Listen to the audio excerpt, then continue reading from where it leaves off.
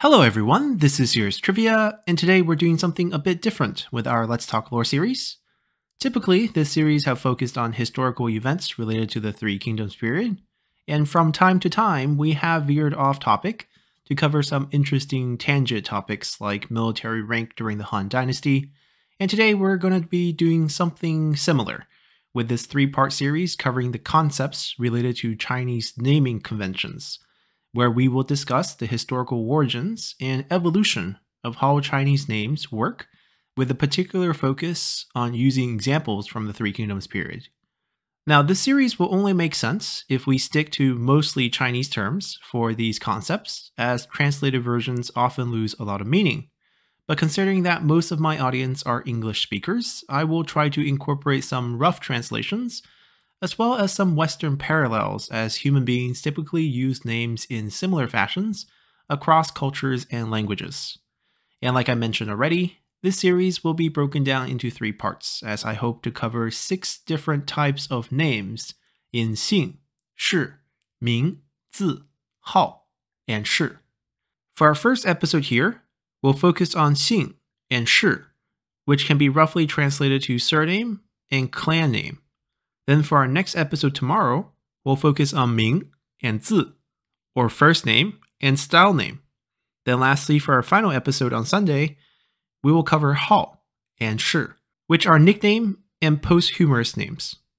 So kicking things off here, we have to start with the big philosophical question of why do we have names? And for our ancestors, the answer is simply to have a symbol to represent a race or a tribe. And the simplest way to do so in ancient times was to have a shared surname. So if we look at the Chinese term for surname, which is Xing, and break its character down to its parts, then you can note that this character is constructed with a left-right structure, where the left half of the character is the Chinese character for woman, and the right side is the Chinese character for birth.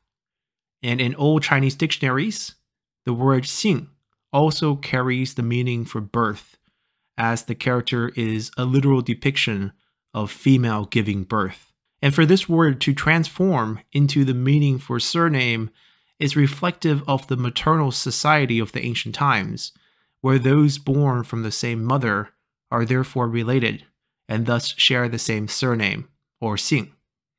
And it would often be the case where a whole tribe would share this same surname. And these original surnames are often borrowed from the names of rivers from where the tribes resided next to.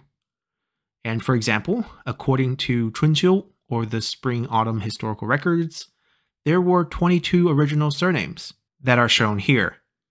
And from these 22, some modern scholars believe there are what are called the 8 ancient surname, or Shanggu Ba Da Xing, and that all other surnames originated from these. And these 8 are listed here as well. And if you pay close attention to the way these characters are written, you'll notice that 6 of them have the same left-right structure as the character for Xing, with the left side using the same character, meaning woman, while the 2 remaining ones also have the character for woman within their character, as it is on the bottom of the character for Jiang and in the middle for Ying. And this is once again an affirmation of the maternal society in ancient China, as the concept of father or one husband and the shift towards a paternal society will not happen until the Xia period. Now the first surname on this list here is Ji, which has its origins linked to Huangdi, or the Yellow Emperor, which is an ancient tribal chief that resided next to the river Ji, and thus his tribe used the surname of Ji. More importantly, the Yellow Emperor is often seen as the shared ancestor for the Han ethnicity group. And of his 25 sons, 14 were given this surname. And by the time of the Zhou dynasty, the king of Zhou had this surname of Ji and traced their bloodline back to the Yellow Emperor. And since the Zhou dynasty followed a feudalism system, many relatives of the king were awarded land to form their own smaller kingdoms. And of the hundreds of smaller kingdoms that were formed during the first half of the Zhou dynasty, 53 of them were ruled by someone with the surname of Ji.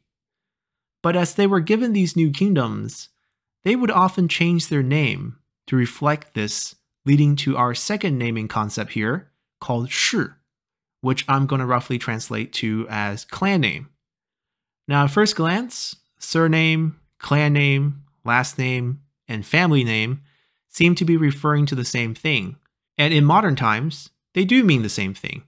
As if you want to ask a random Chinese person on the street what their surname is today, you can ask them what their Xing is, or you can ask them for what their Xing Shi is, where you combine the two characters as a combo phrase, where it actually just means surname. And this is mainly because after the Qin dynasty, the concept of Xing and Shi merged together into one. But in ancient times, they were two separate concepts, and we will use the surname of Ji to try to explain this. So as we mentioned, around 53 relatives of the king of Zhou were given their own kingdoms to rule under this feudalism structure of the Zhou dynasty. Then in order to differentiate themselves, many of these rulers took on different clan names, using their own kingdom name as inspiration. For example, the ruler of the kingdom of Cai, whose surname is Ji, now has a clan name of Cai to reflect the fact that he's the ruler of the kingdom of Cai. And this practice will give birth to a whole list of new clan names, such as Zhou, Wu, Zheng, Wang, Lu, Cao, and so forth. All in all, it is said that over 411 different clan names can be traced back to the Ji surname. Then as the concept of clan name and surname merged around the Qin dynasty, all of these clan names eventually became their own surnames. And not surprisingly, this type of practice actually have a similar parallel in the West, where nobilities of Europe would also adapt their name to reflect the land given to them by using the word from, such as von for the Germanic languages or van for Dutch, for example. Then over time, von plus location simply became their surname as a reflection of their nobility, where they can still trace their lineage back as they became more or less a cadet branch of a loyal bloodline.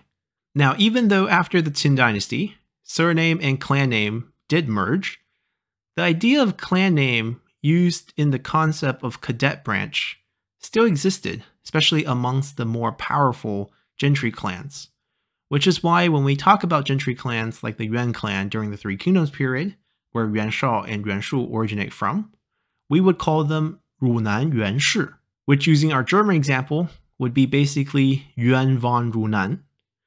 Here you can see the convention is to call them Shi, or clan name, rather than Xing, or surname, as there are many with the surname of Yuan, but only their particular Yuan clan from the commandery of Runan represented the powerful gentry clan that dominated politics in the late Eastern Han period. This concept of clan name is also why when Yuan Shu wanted to declare himself as emperor, he conducted a genealogy study of his clan name of Yuan to trace it back to the grandson of the founding ruler of the kingdom of Chen from the Zhou dynasty, who then can trace the Chen clan name back to one of the 8 ancient surnames of Gui, which was the surname of the Shun emperor, who is one of the 5 ancient tribal emperors that follow the Yellow Emperor. Of course, this was just a desperate attempt to link his clan to an ancient tribal emperor surname to help justify his claim for emperorship. And aside from Runan Yuan Shi, there were many other notable clans of the Three Kingdom period, including Henei Sima Shi, represented by Sima Yi, Langya Zhuge Shi, represented by Zhuge Liang, Yinchuan Xun Shi, represented by Xun Yu, Yinchuan Chen Shi, represented by Chen Qun, who helped Cao Cao write the legal code for Kingdom of Wei. Then similar in prestige to the Yuan clan of Runan, we also have the Hongnong Yang Shi, represented by Yang Xiu, Taiyuan Wang Shi, represented by Wang Lang, Qinghe Cui Shi, represented by Cui Lie, Yinchuan Zhong Shi, represented by Zhong Yao, and Wujun Lu Shi, represented by Lu Xun. Of course, the notable gentry clans are not limited to these, as there were many others, but the concept of location-based clan names will continue throughout the course of Chinese history, with, say, the emperor of the Sui dynasty, originating from the Hongnong Yangshi.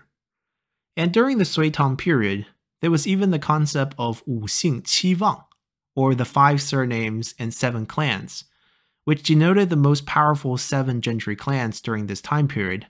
And interestingly enough, of these 7 powerful gentry clans, Qinghe Cui Shi and Taiyuan Wang Shi are still dominant clans even after 600-700 years after the Three Kingdom period, while Fanyang Lu Shi is the clan that Lu Zhi is from, and making a resurgence during the Sui Tang period.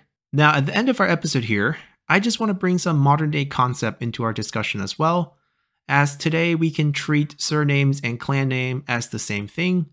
Perhaps you might run into someone who is from a particular famous clan, and they might emphasize to you that they are from a particular branch, as I have had classmates from college, who is directly related to Confucius. And they are still members of the Zhang clan, directly related to the original Celestial Master, and thus related to Zhang Lu.